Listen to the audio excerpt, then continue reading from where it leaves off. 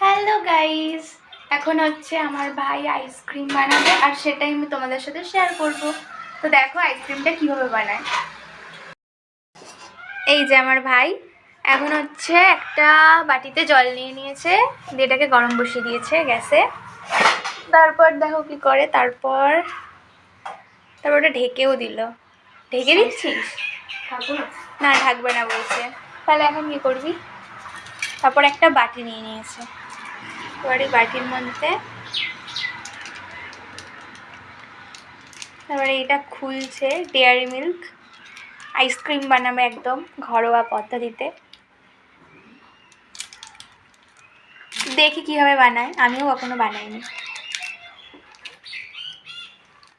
তারপর আইসক্রিম, তারপরে ডেয়ারি মিল্কগুলো ঢেলে নিচ্ছে। গলে গেছে, ফ্রিজে রাখিস নি? একটা রাখা আছে এখনো। তুই একটু